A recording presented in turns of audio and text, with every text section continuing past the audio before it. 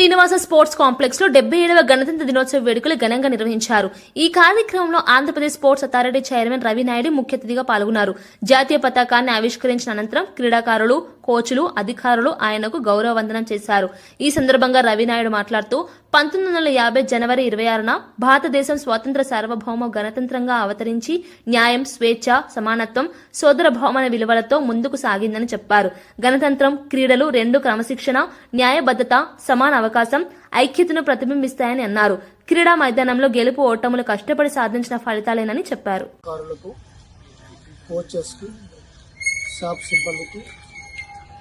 అదేవిధంగా క్రీడాభిమానులకు మరొకసారి గణతంత్ర దినోత్సవ శుభాకాంక్షలు కూడా తెలియజేసుకుంటూ,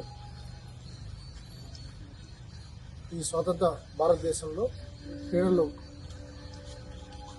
క్రీడా రంగం చాలా ముఖ్యమైన రంగం. మానసికంగా, శారీరకంగా దృఢమైన దేశంగా తయారవ్వాలన్నా, ఆరోగ్య దేశంగా రూపాంతరం చెందాలన్నా క్రీడలు కీలక భూమి పోషిస్తోంది. విద్యార్థి దశ నుంచి, స్కూల్ డేస్ నుంచి క్రీడల వైపు పిల్లల్ని మొగ్గు చూపేలా ఆంధ్రప్రదేశ్లో స్పోర్ట్స్ అథారిటీ, అదేవిధంగా విద్యా వ్యవస్థ పనిచేస్తుంది. ఇంకా మెరుగు చెందాల్సింది. ఇప్పటికే అనేక సంస్కరణలు తీసుకొని వచ్చాం. అదేవిధంగా భవిష్యత్తులో ఇక కేంద్ర ప్రభుత్వ, రాష్ట్ర ప్రభుత్వాల సహకారంతో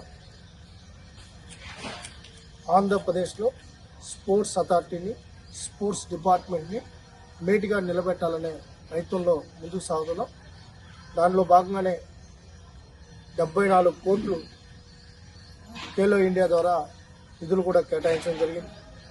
ఈ రాష్ట్ర ప్రభుత్వం కూడా దాదాపు 35 కోట్లతో ఏదైతే స్పోర్ట్స్ ఇన్ఫ్రాస్ట్రక్చర్కి టెండర్లు కూడా పిలవడం జరిగింది. ఏదేమైనప్పటికీ 26వ సంవత్సరం ఆంధ్ర రాష్ట్రంలో స్పోర్ట్స్ ఇన్ఫ్రాస్ట్రక్చర్లో బెస్ట్గా ముందుకు సాగుతాం. ముఖ్యంగా తిరుపతిలో దాదాపు 120 కోట్ల విలువ చేసే భూమిని ఆంధ్రప్రదేశ్ స్పోర్ట్స్ అథారిటీకి గౌరవ ముఖ్యమంత్రి చంద్రబాబు నాయుడు గారికి కేటాయించడం, అక్కడ స్పోర్ట్స్ విలేజ్ రావాలి.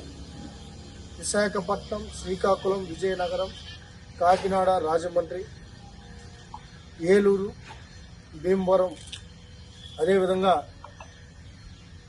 విజయవాడ, గుంటూరు, నెల్లూరు, ఒంగోలు, అనంతపురం, కర్నూలు, నంద్యాల అన్ని ప్రాంతాల్లో సమగ్ర అభివృద్ధికి దోహదపడేలాగా ఈ రాష్ట్ర ప్రభుత్వం స్పోర్ట్స్ అథారిటీ పనిచేస్తుంది.